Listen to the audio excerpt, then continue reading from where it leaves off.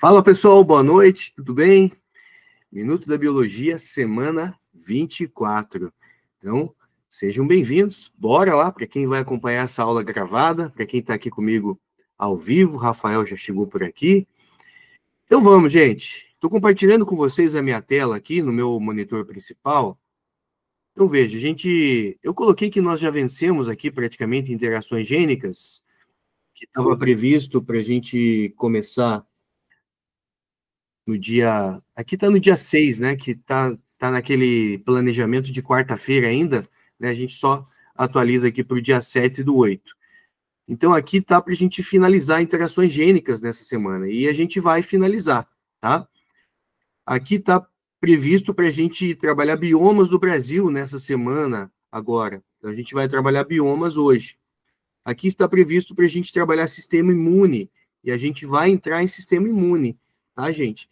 Então, hoje nós trabalhamos a parte de sangue, seus componentes, e aí logo em seguida, quando a gente fala de sangue, que nós falamos de elementos figurados, nós já temos ali os glóbulos brancos, e aí a gente já emenda a parte dos leucócitos, que entra na parte do sistema imunitário. E aí, como todos vocês aqui do Minuto da Biologia também estão no curso de discursivas, o que a gente vai fazer, né? Fechou mais um bloco, a gente vai fazer o simulado objetivo, tá? Então, para não gerar aquele conflito, porque toda vez que a gente fechava um bloco, a gente fazia um simulado objetivo e um simulado discursivo, certo? A partir de agora, que todos vocês que estão aqui no Minuto da Biologia, no curso do extensivo, que também estão no curso de discursivas, né? Todos estão com esse acesso, a gente vai fazer nesse fechamento só o simulado objetivo. Por quê? Porque o discursivo ele passa a ser o simulado semanal, né? Então, hoje nós temos... Eu não mandei o link para vocês ali no grupo do Minuto ainda da Biologia Extensivo, para não gerar conflito de link, né? Mas logo que termine aqui a nossa aula, eu vou mandar o link do acesso das discursivas, que começa às 9 horas da noite, tá bom? Então, chegou aqui também a Maria aqui com a gente, né? Acho que é a Maria que chegou. A Maria Beatriz. Seja bem-vinda, Maria. Beleza, gente? Então, a gente fecha esse bloco. Talvez, não sei se vai dar tempo da gente fechar toda a parte do sistema imune hoje. Eu acredito que talvez dê tempo, tá? Mas fechou aqui, a gente faz o simulado objetivo. E aí, logo depois dessa aula, tem a resolução do nosso simulado discursivo, e amanhã vocês recebem o segundo simulado discursivo, toda semana, tá? Pauleira aí, gente. Então, vamos lá. Bora. Pau na máquina, deixa eu compartilhar. Tá chegando a Luísa aí também. Luísa também está chegando aqui com a gente. E vamos para a Biologia A. Luísa também chegou. Boa noite, Luísa. Vamos lá. Então, nós estamos aqui. Galera, então, vamos lá. Olha. Interações gênicas. Nós já trabalhamos na semana 23, na semana passada. Nossa aula na quinta-feira da semana passada. A parte das interações gênicas simples. E aí nós falamos também, dentro da parte de interações gênicas, de herança quantitativa. Essa biologia hoje, como eu mencionei, ela vai ser mais curtinha, porque a gente vai falar basicamente de epistasia, e eu vou dar uma revisada na parte de pleiotropia, e vocês vão entender por quê, tá? Quando a gente fala de interação gênica, vamos lembrar, o que eu estou falando? Eu estou falando de 2 ou mais genes que interagem para garantir a manifestação de um fenótipo, para garantir a manifestação de uma característica. E aí é legal a gente revisar a pleiotropia, porque pleiotropia é o contrário. Na pleiotropia, quando você tem um gene, vou fazer só assim, né, para não gerar confusão, você tem só um gene, e a partir desse gene, com alguma alteração, você pode ter várias manifestações no fenótipo, né? A gente vai ver como exemplo a fibrose cística, a neurofibromatose, né? A gente tem aí a questão da fenilcetonúria também ser um exemplo de interação, um exemplo de pleiotropia. Mas, vamos lá, vamos falar de epistasia. Quando a gente fala de epistasia, é um assunto da genética daqueles que eventualmente aparecem no vestibular, tá? E caso apareça epistasia, geralmente ele vai falar do exemplo dos pelos de cães labradores, né? A pelagem de cães labradores. Quando a gente fala de cães labradores, a gente está falando de cães que têm como cor do pelo, ou o pelo é preto, ou ele é marrom. O marrom também é conhecido como chocolate, tá, galera? Então, um cachorro chocolate. Esse cachorro chocolate é o marrom. Então, labrador ou é preto ou é marrom. E aí, você que de repente gosta, né, de cães, você que de repente tem um labrador em casa, você fala, peraí, Giovanni, o meu labrador não é nem preto nem marrom. O meu labrador, ele é dourado. O meu labrador, ele é loiro, ele tem uma pelagem dourada, ele tem uma pelagem caramelo. E aí, da onde que vem essa pelagem caramelo? A gente vai entender agora. Essa pelagem caramelo, na verdade, ela foi inibida. O caramelo é um labrador que deveria ser preto e foi inibido a cor. Deveria ser marrom e foi inibido a cor. Então, na pelagem de cães labradores, você tem um gene que determina a cor do pelo. E esse gene a gente vai representar pela letra B. O marrom é o recessivo. O preto é o dominante. Bezão, bezão ou bezão, bezinho. Giovanni, por que você usou a letra B? Porque é a letra que usam no vestibular também. Quando eles falam de pelagem de cães labradores, eles vão usar a letra B, né, para a cor do pelo. Eu já treino vocês aqui com a letra que as questões utilizam. E você vai ver logo em seguida aqui que a gente vai resolver uma questão. E aí tem o gene da epistasia, galera. Giovanni, o que é esse gene da epistasia? Esse gene é um gene que interage com o gene que determina a cor. Como que ele interage? Ele interage numa cascata de reação. Ou seja, para manifestar a cor, precisa ter a produção de alguma enzima. Então, quando a gente diz, olha, ele permite a manifestação da cor, significa que tem a produção daquela enzima. Ele inibe ou não permite a manifestação da cor, significa que o cachorro não tem aquela manifestação, né, aquela produção da enzima. Então, não é que o gene ele tem essa autorização, olha, eu permito você manifestar a cor, eu não permito, eu inibo a manifestação. Não é exatamente isso, tá, gente? Ele envolve uma cascata de reação enzimática. Para manifestar a cor, precisa ter o quê? Precisa ter a produção de uma determinada enzima. Se o cachorro produz essa enzima, ele manifesta a cor. Se ele não produz a enzima, ele não manifesta a cor e será albino, né? Independente do que tem aqui. Ele deveria ser preto, mas não permitiu porque ele não tem a produção da enzima. Então, a gente diz que esse gene epistático, ele age sobre o outro gene, que a gente chama de gene hipostático, tá? Então, o outro gene que está interagindo aqui em relação à cor da pelagem, a gente chama de gene, e aí é importante até para uma discursiva, você ter essa denominação, tá? Que é o gene hipostático, é aquele que responde ao gene epistático, tá? E o gene epistático, ele é representado por uma outra letra, que geralmente ou é a letra E ou é a letra I, né? I tem a ver com inibição, né? Mas geralmente eles usam para a pelagem de cães a letra E. Como é uma epistasia recessiva, gente, o que inibe a cor é o recessivo, tá? O que permite é o dominante. Então, imagine o seguinte, né? Como que fica isso numa tabela genótipo-fenótipo? Vamos mostrar agora.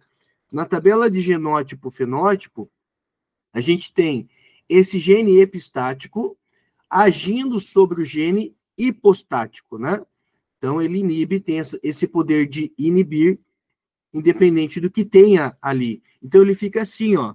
Aqui você tem o cachorro labrador marrom ou chocolate, aqui você tem o cachorro preto. E esse daqui, que pode ser um dourado mais vivo ou um dourado menos vivo, ele varia um pouquinho, vocês já vão entender por que ele pode variar um pouco esse dourado. Ele pode ser um dourado mais clarinho, ou ele pode ser um dourado mais vivo. E por que isso varia? Porque se ele for um preto inibido, ele vai ter uma coloração um pouco mais escura, um dourado mais escuro, um dourado mais vivo. Se ele for um marrom inibido, ele vai ter um dourado quase que para o branco mesmo ali, né? Um pelo quase que branco. Então, esse cachorro, o dourado, o caramelo, né? O labrador loiro, ele é o albino, gente. Olha só. Por quê? Porque ele não produz uma determinada enzima que é importante. E aí, nesse caso, o gene da epistasia acaba inibindo a manifestação da cor, independente do que tenha no outro gene. Então, você faz a leitura assim, ó. É uma situação de segunda lei de Mendel? É uma situação de segunda lei, tá? Aqui você vai ter a proporção 9 para 3 para 3 para 1. 9 para 16, em que tem um dominante e dominante, ó. 3 para 16, que tem dominante recessivo. 3 para 16, que tem recessivo dominante. E 1 para 16, que tem recessivo recessivo. Então fica 9 para 3 para 3 para 1. Tá? Agora, se eu for contar quantos são pretos, são 9. Quantos são albinos? Você vai somar aqui 3 mais 1, são 4. Quantos são marrons? São 3. Então, na verdade, fica 9 para 4 albinos, 9 pretos, para 4 albinos, para 1 marrom, né? Se ele tiver pelo menos o besão, isso determina o quê? Que ele deve produzir ali a pigmentação para pelo preto. Mas para produzir essa pigmentação, ele precisa da enzima. Tem a produção da enzima, se tiver pelo menos um esão, tem a produção da enzima. Então, ele vai ter a pigmentação para pelo preto. O besão determina a pelagem preta, né? Mas o ezinho significa que esse cachorro não produz a enzima responsável pela pigmentação do pelo preto. Então, esse cachorro acaba sendo albino. Mas você consegue saber que ele foi um preto inibido pelo focinho. Olha o focinho desse labrador aqui, gente. É marrom, ó. Então, esse daqui é um marrom inibido. Se o focinho do dourado for preto, ele é um preto inibido. Você consegue ver pela cor do focinho, né? Se o focinho for preto, esse dourado, ele é um preto inibido. Se o focinho for marrom, esse dourado, ele é, né, ou albino, podemos chamar agora assim, né, que você já sabe, ele é um albino que tem, né, focinho marrom, então ele é um marrom inibido, tá? Bezinho determina pelo marrom, mas para ele poder manifestar esse pelo marrom, ele precisa ter a produção de uma determinada enzima, né? Então você tem aqui o esão. Você pode associar esse E como E de enzima mesmo, né? Essa enzima, estando presente, ele, né, tem a deposição do pigmento no pelo. Não estando presente, ele será albino, né? Então você tem aí essa situação. 9 pretos, 4 albinos e 3 marrom. Então, olha essa proporção, 9 para 4 para 3. É uma proporção clássica da epistasia recessiva, tá? Respeita a segunda lei, né, da genética. Olha esse exercício aqui que eu peguei da FUVEST. Galera, esse exercício aqui, eu tenho a assinatura daquele Super Pro. O Super Pro é o pai do PASEI, né? Vocês que são aqui do Minuto da Biologia Extensivo, eu chamo de MDB Extensivo, vocês ganharam ali a assinatura, né, do PASEI. O PASEI é o filho do Super Pro, né? Então, quando você acessa lá o PASEI para você montar suas listas de exercício, para montar seus simulados, né? Da mesma forma que você acessa ali, eu acesso o Super Pro. A diferença é que no Super Pro eu consigo, por exemplo, baixar, eu consigo imprimir essas listas para montar as listas para você. Lógico que ele é muito mais caro, né? Ele tem um valor aí considerável por questão. Então, a gente, além de comprar o acesso, tem que comprar um lote de questões, né? Eu compro lá por ano 2.000 questões. Então, já tem mais ou menos uma quantidade de questões que eu uso ao longo do ano. Então, veja, cada lista que eu monto para vocês lá tem 20 exercícios, né? Então, eu tenho lá, tô gastando os meus créditos, digamos assim. Mas ele é igualzinho o PASEI. O único poder que eu tenho, por exemplo, é gerar alguns gráficos. Quando eu vou montar alguma lista ali, né? Eu consigo imprimir essa lista, eu consigo baixar, tá? Você que é aluno também pode assinar o Super Pro, mas eu não recomendo. Eu acho que o PASEI, ele já tem uma plataforma mais intuitiva para o estudante mesmo, tá bom? Mas se alguém tiver interesse em conhecer, né, aí o Super Pro me fala, né, que eu Eu posso, né, te mandar o link para você dar uma visualizada como que é, mas assim, às vezes, né, é um investimento que né, para quem não está investindo em cursinho, porque o cursinho é muito caro mesmo, né, para quem está investindo aí só no online, que tem um preço mais acessível, às vezes, investir na assinatura do SuperPro, para quem gosta de imprimir, vale a pena, tá? Mas fora isso, não tem muita diferença do Pazei, não, tá? Quando você pega lá no SuperPro, no Pazei, se você digitar lá, eu quero exercício de genética, eu quero exercício que cobre ali interações gênicas, do tipo interações gênicas epistáticas ou epistasia, tá? Você vai ver muitos exercícios iguais a esse. Os exercícios são meio repetitivos. Olha, letra B, letra E, né? O exercício diz o seguinte, ó. Em cães labradores, 2 genes, cada um com 2 alelos. Tem o Bzão dominante, tem o Bzinho. Tem o Ezão dominante, tem o Ezinho. Condicionam as 3 pelagens típicas da raça: preta, marrom e dourada. A pelagem dourada é condicionada pela presença do alelo recessivo e em homozigose no genótipo. Os cães portadores de pelo menos um alelo dominante ezão serão pretos, porque o ezão, né, gente, é quando ele produz a enzima importante para a pigmentação. Então, eles serão pretos quando eles têm esse ezão, se tiverem pelo menos um Bzão. O Bzão, né, garante que é preto, tendo o ezão, será preto. Ou marrom, se forem homozigóticos Bzinho. Então, se ele tiver o ezão, garante a deposição, garante a produção da enzima. Bzinho será marrom ou chocolate. O cruzamento de um macho dourado com uma fêmea marrom produziu descendentes pretos, marrons e dourados. Ele quer saber qual é o genótipo do macho. Como que eu faço esse exercício, Giovanni? Você vai fazer da seguinte forma, tira os dados do problema. Ele colocou ali a cor do pelo, né? Então, você tem lá a cor da pelagem. Para a cor do pelo, eu tenho preto e tenho marrom. O GNB fala da cor. Então, você tem lá o Bzão alguma coisa, Bzão, ou Bzão, né, Bzinho, é preto. Marrom é Bzinho. E agora vem o gene da epistasia, aquele gene que é epistático.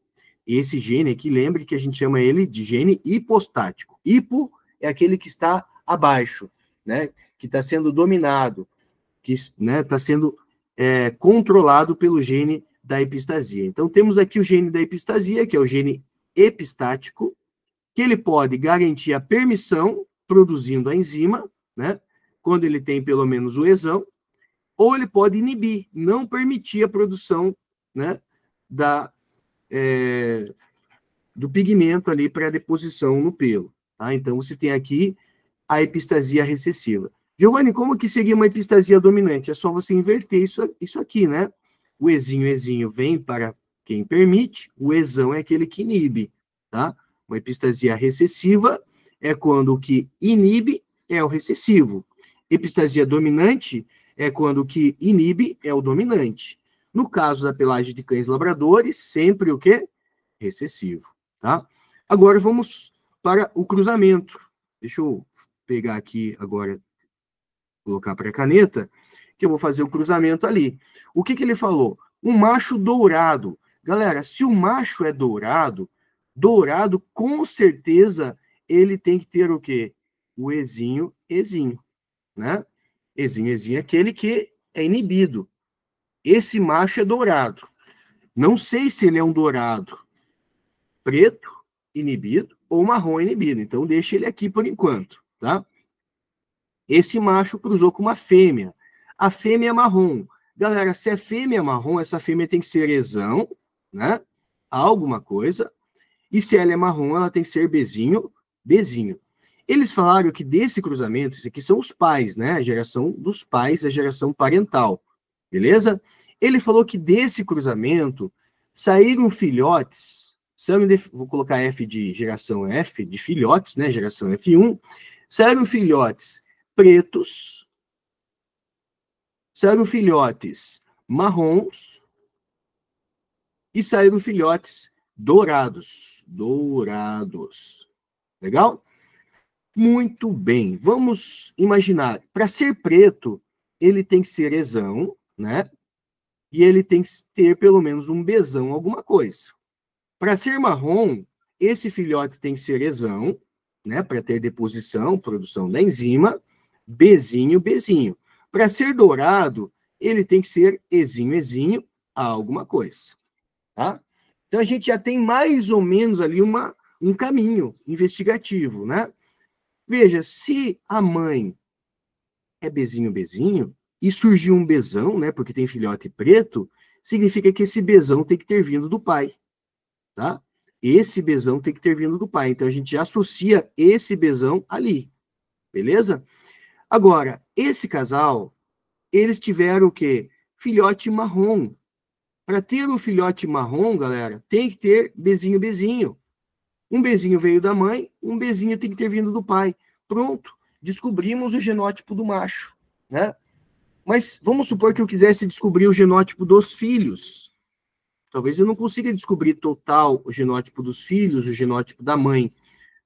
A gente consegue descobrir o genótipo da mãe? Consegue, porque eles tiveram filho dourado, ó.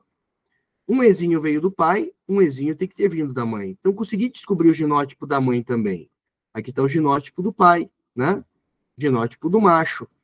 Então, e os filhos? O preto, o filho preto é ezão. Esse ezão, com certeza, veio da mãe. Do pai tem que ter vindo um ezinho, né? O Bzão, com certeza, veio do pai. Da mãe tem que ter vindo o Bzinho, ó. Descobriu o genótipo de um dos filhos, que é preto. Esse outro filho, que é marrom, o ezão, com certeza, veio da mãe. Do pai tem que ter vindo o ezinho. Descobriu o genótipo. Agora, o que é dourado, esse daqui a gente fica meio, né, na dúvida, porque ele é dourado, pode ter recebido um Bzão do pai, ou pode ter recebido um Bzão, um Bzinho do pai. Da mãe, com certeza, Bzinho. Então, ele pode ter sido um preto ou ele pode ter sido um marrom, tá? Mas o exercício, ele quer saber o genótipo do macho. O genótipo do macho tá aqui, ó. Ezinho, Bzão, Bzinho. Ezinho, Bzão, alternativa a E, tá? É o exercício clássico de epistasia recessiva. Qual é a probabilidade de um exercício desse cair? Olha, gente, eu não trabalharia numa aulão de véspera, numa semana de véspera, a epistasia, né? A não ser que eu tivesse mais de uma aula, mais de um encontro. Mas se eu tivesse só um encontro de revisão de véspera, eu nunca trabalhei epistasia, tá? Eventualmente pode aparecer? Eventualmente pode aparecer, mas não é o que mais cai, tá? Dentro da segunda lei, o que mais cai realmente é você saber fazer o cruzamento de um duplo heterozigoto, que pode acontecer aqui também, né?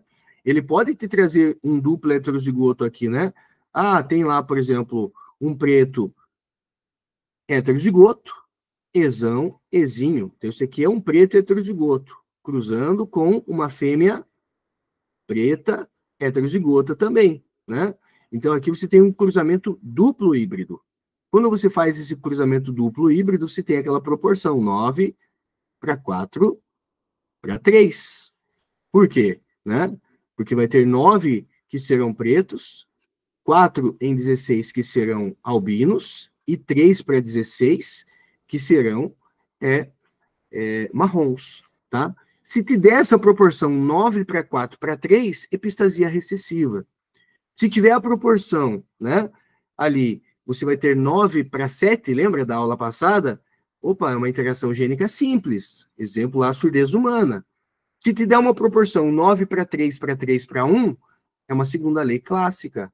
Não estamos falando de interação gênica, tá? Então, seguimos aqui, né? Agora, o que eu vou mostrar para vocês é um algo a mais, tá? Com a probabilidade ainda muito menor de aparecer num vestibular, mas se aparecer, você, aluno, né, do extensivo, vai estar bem preparado. Quando a gente começa a falar de genética, às vezes até, né, lá no ensino fundamental 2, lá no ensino médio, né, nos primeiros contatos com a biologia ali, na parte da genética, a gente vê isso, né, e depois revisa lá no terceirão, a gente trata a cor do olho como algo assim mais simplificado. Só que, na verdade, a cor do olho ela é bem complexa, gente. Ela envolve a pigmentação, né?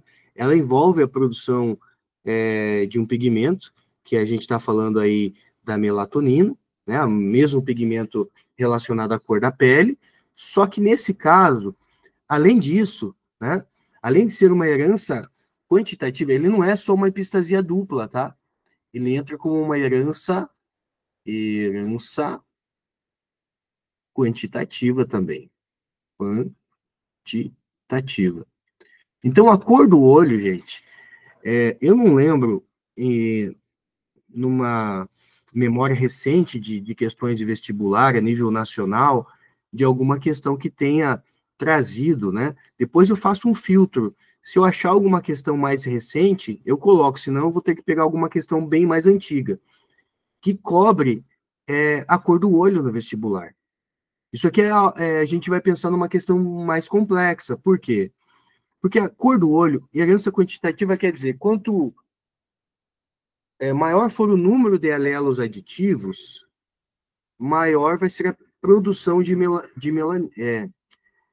melanina, né? Confunde com melatonina, né? Tem que sempre parar o cérebro aqui. Quanto maior, né, for a quantidade de genes aditivos, de alelos aditivos, maior vai ser a produção do pigmento, né? A gente está falando da melanina. Se produz menos melanina, o olho é mais claro. Se produz mais melanina, o olho vai indo para um castanho claro, castanho médio, castanho escuro, né? Quase que um preto ali. Então, aqui a gente vê a variação da cor do olho. Castanho, azul, o verde, azul, né? O que acontece, gente? O castanho, ele domina o azul. Mas ele também domina o verde, tá? Então, por isso que entra numa epistasia dupla. Você tem dois locos gênicos, você tem dois genes, tem o gene B, né? O gene B e o gene G, né? B e G, eles chamam assim nos exercícios. Há um gene chamado de B, né? Tem alelo B, que determina se o olho vai ser castanho ou se vai ser azul. Um outro gene, o gene G, que tem, né, representação pela letra G, determina se o olho vai ser verde ou vai ser azul. Mas vamos lá, ó. Como que funciona? Quando ele tem pelo menos um Bzão, não interessa o que tem do lado, gente. Quando tem pelo menos um Bzão, ele vai ser castanho, tá? Quando não tem o Bzão, quando é Bzinho, Bzinho, olha só. Aí, ele pode ser verde ou ele pode ser azul, tá? Então, quando ele é Bzinho, Bzinho, se tem o Gzão, ele é verde. Se não tem o Gzão, se ele é totalmente recessível ao azul. Então, você que está me assistindo, né, e de repente tem olho azul. Olho azul, gente, ele não vai ter muita variação, tá? Por quê? Porque o olho azul ele é manifestado só por esse genótipo aqui, totalmente recessivo. O olho verde, ele pode variar de um verde mais claro, um verde mais escuro. Porque o olho verde, ele pode ser Bzinho, Bzinho. Para ser verde, tem que ser Bzinho, Bzinho. Ele pode ser Gzão, Gzão ou Gzão, Gzinho. Então, ele pode dar uma variaçãozinha, né? E o castanho, por que o castanho varia tanto? Às vezes até por uma cor caramelo, né? Porque o castanho, gente, se você travar o Bzão aqui nessa casa, o que você colocar do lado aqui é castanho. Então pode ser um castanho mais claro, pode ser um castanho médio, pode ser um castanho mais escuro, né? Vai para um caramelo, vai para um quase preto. Então ele pode ser Bzão, Bzão, Gzão, Gzão, Bzão, Bzão, Gzão, Gzinho, Bzão, Bzão, Gzinho, Gzinho. Então ele vai, né? Bzão, Bzinho, Gzão, Gzão, Bzão, Bzinho, Gzão, Gzinho, Bzão, Bzinho, Gzinho, Gzinho. O castanho, o Bzão estando presente, ele vai ser sempre castanho. Para ser verde, tem que ter Bzinho, Bzinho. Para ser azul, tem que ter o Bzinho, Bzinho, mas não pode ter o Gzão. Por quê? Porque o verde domina, né? Tem poder epistático sobre o Gzinho, né? Então, o Gzão estando presente, ele manifesta a cor verde. Curiosidades, né, em relação à cor do olho, gene B e gene G. Esse daqui, eu vou fazer um filtro, né? Vou selecionar aí um exercício, né? O que eu conseguir encontrar de exercício, eu coloco na lista para vocês. Mas não fique doido que isso aqui, né, não é o exercício que mais pode aparecer no vestibular. Probabilidade muito, muito pequena, tá? Uma outra situação dentro desse assunto que a gente está trabalhando, nós já vimos aqui a parte ali, né, da genética sanguínea, né, quando a gente fala de tipagem sanguínea, né? E a gente tem aqui uma situação também de epistasia. O indivíduo, para ele manifestar o sangue do tipo A, o sangue do tipo B, ou o sangue O, né, ele precisa ter a produção de uma enzima, né, associada ao antígeno H. Se o indivíduo não produz essa enzima, gente, ele entra numa situação de epistasia, ó. Se ele não tem a produção da enzima associada ao antígeno H, que depende, né, dessa proteína precursora, ele não tem o antígeno H. Então, nesse caso, esse indivíduo, independente do que ele tenha no loco gênico para A, para B, para O, ele será o quê? Ele será um falso O. Como que isso funciona, né? Olha bem para esse esquema aqui primeiro, né? Você que está me assistindo e você sabe, o meu sangue é O. Legal, você não é um falso O. Até porque o falso O, ele não é aqui do Brasil. Esse falso O, ele é de uma região da Índia, né? De Bombaim, né? Bombém. A gente escreve Bombaim, né? Mas fala Bombém. É de uma região isolada, onde você tem esse fenótipo característico, né? O fenótipo Bombém. O que acontece? Você que está me assistindo e sabe o seu tipo sanguíneo, significa que você tem o antígeno H. E você tendo o antígeno H, na membrana das tuas hemácias, vai ter lá, né, o antígeno, o aglutinogênio A, que vai determinar que o teu sangue é A.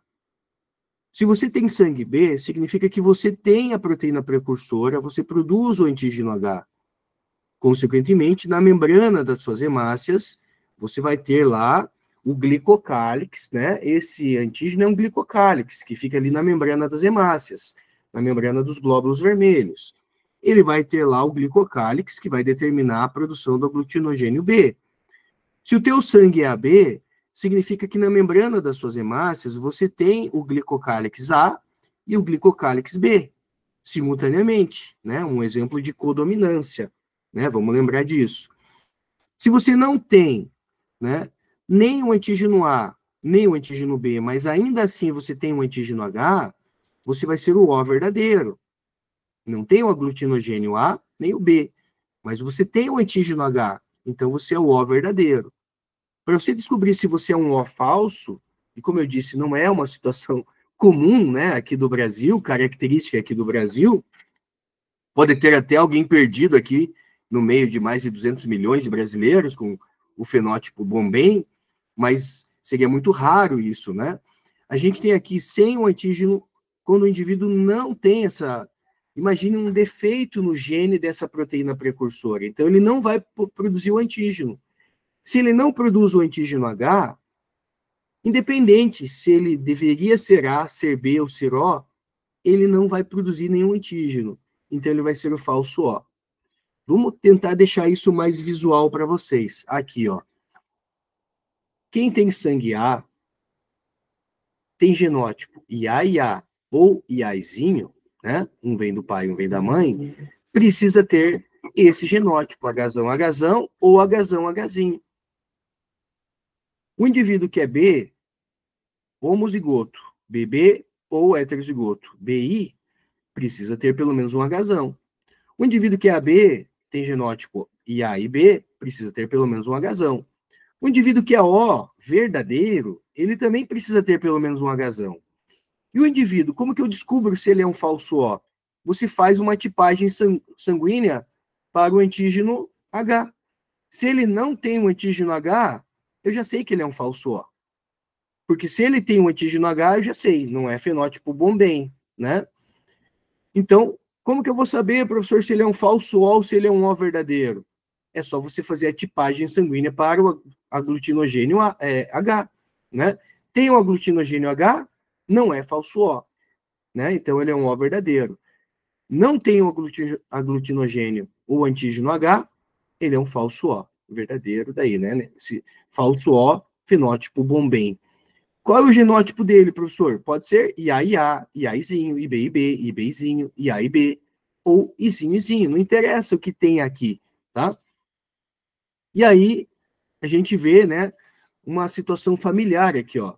O fenótipo Bomben, que é quando o indivíduo é Hzinho, não produz a enzima necessária para converter a glicoproteína, é um glicocálix, que fica também na membrana das hemácias, precursora para a substância H, tá, gente? Então, imagine assim, ó, aqui está a hemácia, né?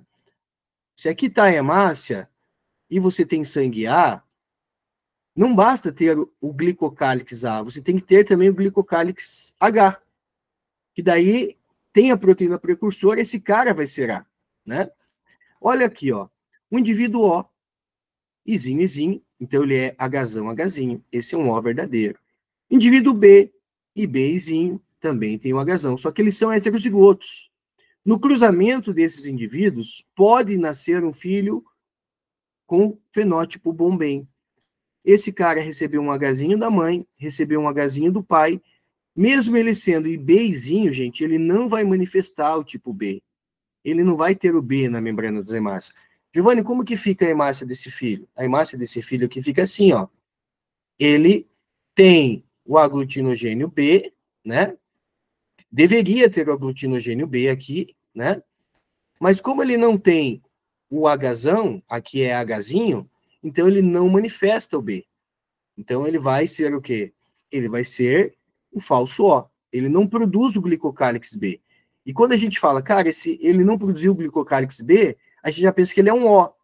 Mas para garantir se é um O verdadeiro ou se é um fenótipo Bomben, eu faço a tipagem para ver. Tem o Hzão, beleza, é um O verdadeiro. Não tem Hzão, é o fenótipo Bombaim, né? Aí, essa menina aqui, Bomben, casa-se com um homem, né, que é Hzão. Esse aqui não tem o fenótipo Bombaim. E aí, eles podem ter filhos, né? Sempre o pai mandando o Hzão, pode ter filhos normais aqui para a tipagem sanguínea, tá? Probabilidade de cair fenótipo Bomben no vestibular também muito pequena. A gente está aqui explorando, né, situações bem atípicas. Também vou buscar no meu filtro aqui colocar exercícios que falem sobre isso, tá, gente? E para terminar a nossa primeira aula de hoje, quando eu falo de pleiotropia, a pleiotropia é o inverso da interação gênica. Porque na interação gênica, 2 ou mais genes determinam uma característica. Na pleiotropia é quando um gene, a partir de um gene, a pessoa manifesta vários fenótipos. Por exemplo, quem tem fibrose cística, o que acontece? O indivíduo que tem fibrose cística geralmente tem morte precoce, né? Ele vive ali seus 15, 20 anos de idade, 25, né? E geralmente o que leva à morte o indivíduo com fibrose cística são problemas respiratórios, problemas pulmonares. Pensa comigo, tudo que é relacionado a muco no seu corpo. O suor é um muco? É um muco, né? Por isso que, quando a gente fala da fibrose cística, a gente está falando da mucoviscidose, que é uma doença genética, né? Uma alteração aí genética. A mucoviscidose envolve qualquer muco do nosso corpo. O suor é um muco. As secreções digestivas, a bile, o suco pancreático, o suco gástrico. Então, o indivíduo que tem fibrose cística, ele tem o quê?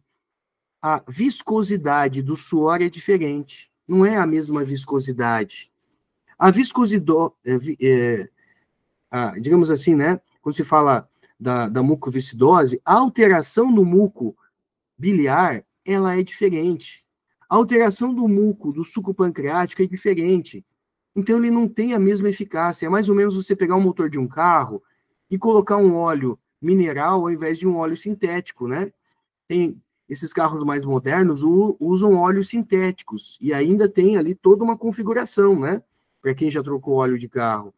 Se você colocar o óleo errado no motor de um carro, você pode estragar o motor do carro, porque o carro não vai funcionar, o motor não vai funcionar. O nosso corpo é a mesma coisa. Se o suor não tiver a viscosidade ideal, esse suor não vai sair com a mesma eficácia. Se o suco digestivo não tiver a mesma viscosidade do suco gástrico, da bile, do suco pancreático, ele não vai fazer a mesma função, né? Mas o mais perigoso da fibrose cística está nas vias aéreas, porque o nosso pulmão ele é todo lubrificado por um muco também. E essa lubrificação desse muco garante o quê? Garante o processo de hematose, o processo de respiração. O que aconteceu na Covid-19? E aqui a gente pode ver uma questão que fale sobre isso. Na Covid-19, as pessoas que estiveram com a doença, que tiveram problemas respiratórios graves, o que mudou? Por que elas precisavam de um respirador, né? Eles precisaram desse respirador porque o muco que lubrifica os pulmões, ele estava mais grosso e dificultava o processo de trocas gasosas. Então precisava vir ali o ventilador, né? A gente chama de respirador, mas na verdade ele é um ventilador mecânico que vai forçar esse processo de trocas gasosas. O oxigênio que não está entrando nos pulmões, ali, né, no processo de hematose, vai passar, né? Por uma parte do ventilador mecânico, a gente consegue ter essa pressão necessária, né? Mesmo com o muco alterado. Agora, imagine a pessoa, né, com a doença, e essa doença, então, pode trazer uma morte mais precoce. Geralmente, essa pessoa sofre já com situações digestivas, sofre com a relação do suor, sofre com a situação, né, do processo respiratório. Se vocês quiserem pesquisar, vocês podem pesquisar sobre a fenilcetonúria, também é um exemplo de pleiotropia. A neurofibromatose também é um exemplo de pleiotropia, tá bom? Então fica aí dicas, né? Eu até estou elaborando uma leitura adicional para vocês em relação à neurofibromatose, que lá nas nossas primeiras aulas de genética, não sei se vocês vão lembrar, acho que foi na aula 16, que eu associei a neurofibromatose como sendo a mesma coisa que o homem-árvore, tá?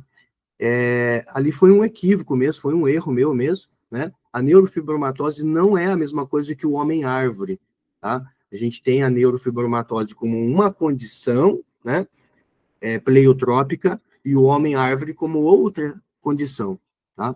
Então, por conta até desse erro, desse equívoco da associação ali, quando eu falei, olha, você tem aqui o albinismo como um exemplo de gene recessivo, você tem aqui a neurofibromatose, né, como um exemplo de gene dominante. Então, eu estou elaborando um PDF, tipo um artigo mesmo, né, compilado ali, para que a gente possa ter essa informação de relações com a pleiotropia. Então, está saindo um artigo aí especial para vocês, que eu vou disponibilizar amanhã. Amanhã eu vou subir daí para vocês, então, a lista semanal. Agora, essa semana, eu já consigo me organizar para mandar toda sexta-feira para vocês. A lista semanal, que eu estava mandando no começo da semana, eu vou mandar toda sexta. Vou mandar o simulado discursivo e o que eu estiver lendo e achando necessário mandar de artigos para vocês, tá? Beleza, gente. Fechamos, então, a Biologia A. 7h16, 4 minutinhos, 7h20, nós voltamos aí para a Biologia B, tá? E vamos falar um pouquinho sobre biomas na parte da ecologia. Já voltamos, então. Se alguém tiver alguma dúvida, eu estou por aqui.